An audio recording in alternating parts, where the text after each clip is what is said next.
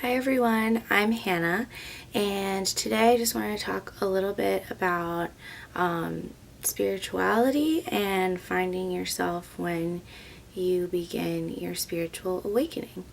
So I know that this isn't really something that everyone goes through, but I do feel like if you're kind of beginning finding yourself on a spiritual path and discovering your own spirituality, there can be a lot of questions that go unanswered, and you really are in uncharted territory. So I just wanted to kind of tell you guys about my perspective and some of the questions that I had when I was first learning about spirituality and my beliefs, and kind of developing my beliefs for myself. So I think like the most important thing that I wanted to talk about in this video was the idea of finding yourself without losing yourself. And what I mean by that is, when you start to dive into a new spiritual practice, or if you begin discovering, your own spirituality, it's very easy to kind of dive in head first because you are just so, excited and intrigued by this new world of information. And it's always really exciting to find something that you're passionate about and find something that speaks to you and resonates with you. And I know like a lot of people, when they first kind of awaken, if we want to use that term, will kind of dive in head first and immediately start to learn from whatever kind of spiritual leader. There isn't really a leader, but let's say you find your kind of like guru, or you find someone, whether it's a book or someone on YouTube or a movie or a documentary. It's really easy to kind of see what they are teaching you as a list of things that you need to change about yourself. And in order to kind of progress in your spirituality and progress in your awakening, you may start to feel guilt about things that you have done in your past or things that you do currently, or you may start to feel inadequate because there's so much that, from the outside you feel like you need to let go of or change from all the things that you're being taught. And if you're not really sure what I mean by this, it could be something as vegetarianism or veganism. So a lot of people in the New Age spiritual community, as well as some other religions, believe that you should give up animal products and give up food like eating meat, because it will help you raise your vibration. And by eating what they consider to be low vibrational foods, which is processed foods or meat products, that you are kind of hindering your own spiritual development. And by eating that low vibrational food, you can't live on a higher vibration. And while I do kind of accept that belief system, I myself am not vegan. However, I do kind of limit the amount of meat that I do eat. And I think that that is like a huge lifestyle choice, that if you are kind of beginning your path of finding, your own spirituality, that may be something huge that you didn't even think you needed to consider when you came into this. So I think it's really important to not get bogged down by the details. There's a million videos out there that will tell you, stop eating meat, stop doing this, give up social media, give up this. And to someone who is already kind of working through a lot of things, learning, discovering, and taking on this new life path, it can be a lot. So when I say find yourself without losing yourself, I really mean that no matter what you hear or what you learn, stay true to what feels right to you. And everything doesn't have to happen overnight. I think that's another big thing. I really kind of began to go deeper into understanding my own spirituality only about 2 years ago. So, and I still consider myself to be on the very beginning of the spectrum. And I mean, in the grand scheme of things, I think most people are. You're never going to get to like that full understanding of enlightenment. That is kind of the ultimate goal, but it's important to have the perspective where you're always learning, you're at the beginning of your journey, and there's a whole universe out there. So that's kind of besides the point. But what I'm saying is that even though I've been kind of learning and have had this in the forefront of my mind for 2 years, where if I'm not working and I'm not, with friends or family, like this is my main focus. I'm learning about, different new age topics. I'm reading books, I'm watching videos, I'm, meditating. Spirituality is important to me. And I still feel like there's a lot out there, and I still feel like I just have a lot more to learn. So I've kind of taken my time with it, and that's the most important thing. You don't want to feel like, okay, I don't know anything, I'm going to dive in head first, soak up all the information I possibly can, and, then I'll know everything and I'll be done. You don't have to, read your first book, or learn how to read tarot cards overnight and then become a vegan and then you're all set. That's not really how it goes. So, and I think most people kind of understand that. But when I was first starting out, and this was mostly because of like the state I was in currently, I really needed to go through like a detox. So what I kind of did was, when I did start on the path of like learning, I really did kind of fall down that rabbit hole, and I dove in head first, and I felt that for me it would be best to kind of shut out the rest of the world so that I could like fully integrate everything. And that was like a personal decision on my part, where I stopped listening to music, I stopped watching TV, I didn't really restrict my diet, but I was like just watching videos and learning about how to read tarot, learning about meditation, all this stuff. And I really did kind of cut everything else out of my life, because I felt like I was at that point where I needed to kind of become a hermit. And that was right for me at the time. I needed to kind of like shed all that bad energy that had been building up for so long and discover who I really was and get in touch with myself. And so hermit mode was good for me. But I think it's important to note that like hermit mode does not last forever. And so after maybe 6 months of just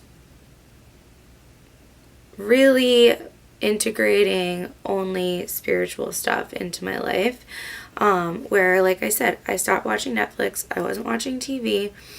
When I was driving, I didn't listen to music. I'd either listen to a podcast or I would just drive in silence. That was what worked for me, and that like really sped up my learning in the beginning. But I needed that, because what I was trying to get under control and under wraps for me was the fact that I was an empath, and I was just kind of bogged down by so much going on in my life at the time. So I really felt like the need to kind of protect myself, protect my energy, and anything that was a distraction from what I was truly dealing with, or anything that felt negative to me, I needed to like kind of take out of my life at the time. And so what ended up happening is when I started to kind of feel okay, feeling a little bit more balanced, felt a little bit more centered, I started to feel like, okay, do I reintegrate the things in my life that I used to enjoy? Or because I'm, a more spiritually fulfilled person or centered person, however you want to look at it, do I need those things anymore? And I started feeling guilty about, watching TV or, listening to trap music, because I was like, I gave this stuff up because it felt like kind of low vibrational to me, and, is this going to hinder me? And I started just slowly kind of bringing this stuff back into my life, and I really realized that it is all about your perspective. And I do watch TV sometimes, but the biggest difference is that I'm not using it as an escape anymore. And I'm not, listening to music so that I can't hear my own thoughts. And I am comfortable with sitting in silence and being alone. And I am okay with meditating. But if I want to enjoy the things that I used to enjoy, that is okay too. Ultimately, I really feel like you can still be the same person that you were before. If you feel like making a drastic lifestyle change isn't for you, that doesn't mean that you're not a more spiritual person or a less spiritual person. I don't think that every person who is, kind of awakened, or every person who is a spiritual person has to be a vegan and has to be, I don't know, like radically, into everything. I don't even want to get into labels, honestly. But I do feel like those things will kind of integrate into your life naturally when you start aligning with your spiritual purpose. So what you will notice is, as you progress in your spiritual path, you will just naturally gravitate towards things that are healthier for your body, and you won't crave the things that are bad for you. And if you are truly centered and feel comfortable in your own skin and comfortable with your own thoughts, and you're able to meditate, you won't need coping mechanisms like drugs or alcohol or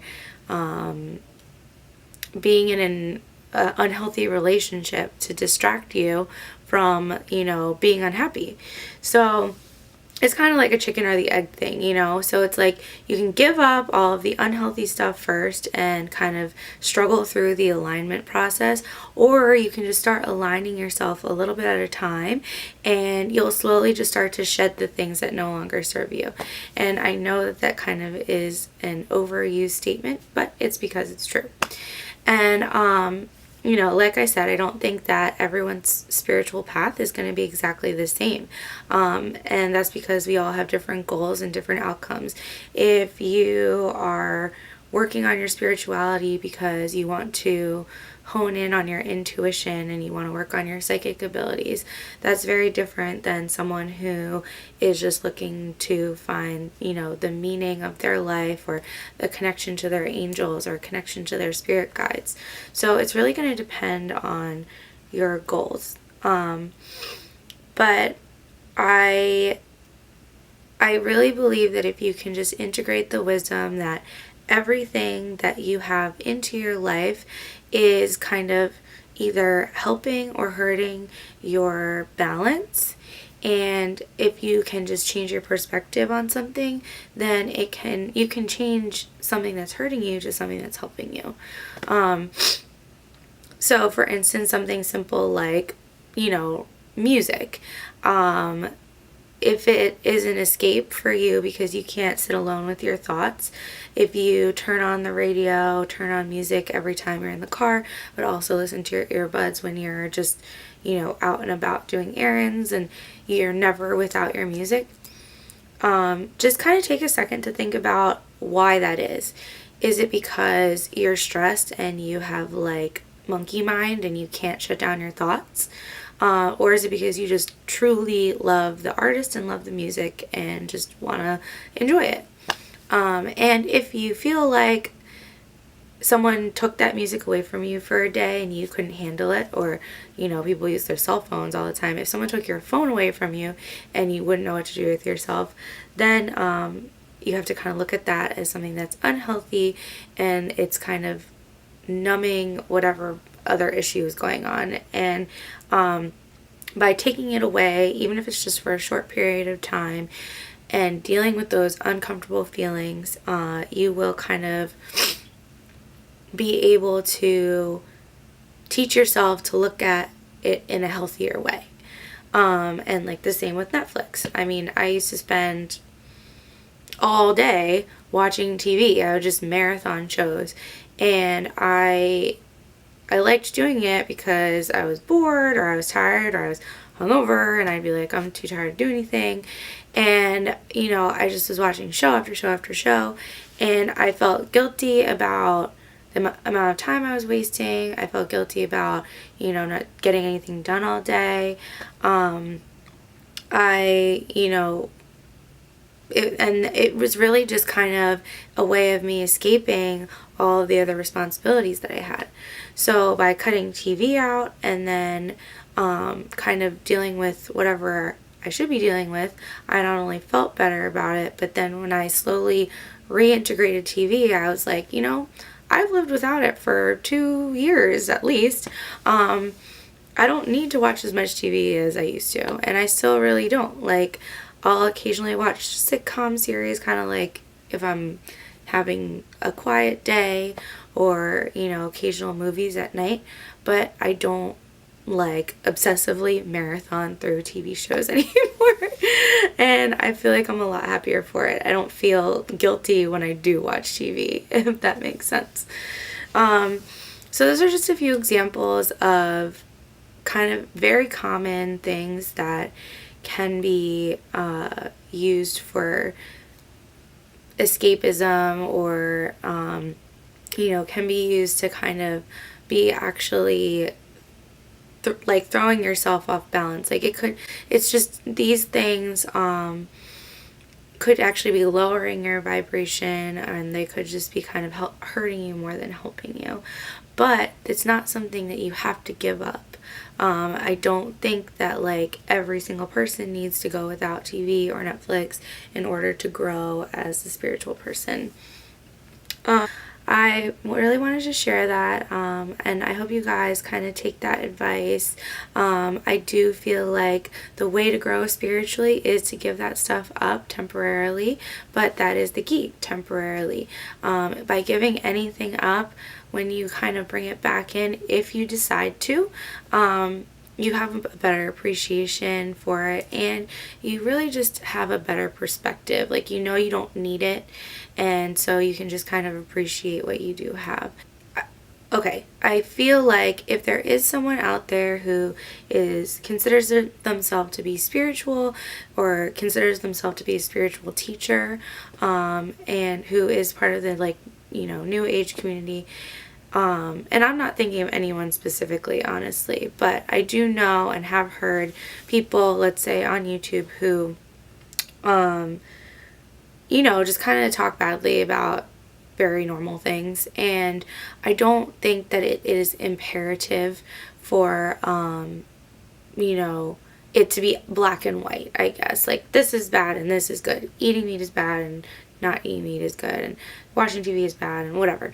It's going to be different for everyone, and don't feel, guilty or, get down because people are telling you that all these things that you're doing or that you're used to or that you like are bad for you, because all that's going to do is just lower your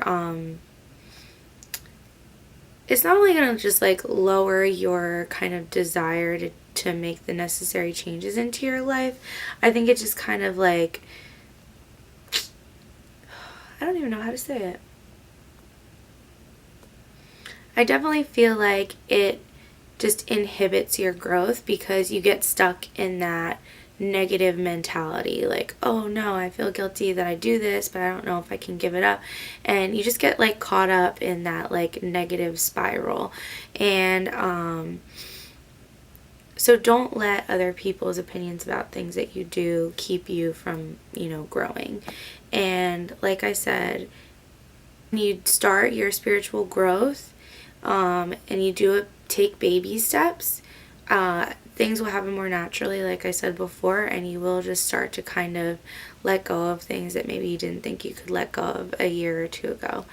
And my last piece of advice, which kind of goes along with this, definitely keep track of your journey, whether or not it's through videos or journaling, because that helps you see how much you've progressed. And I look back at myself 2 or 3 years ago, and I can't believe like how different my perspective is on myself and my interactions, and my preferences about things have just kind of changed. And that comes with growing, and that's good. And I think that people, it helps to see how much you've grown and the progress that you've made, and you may surprise yourself.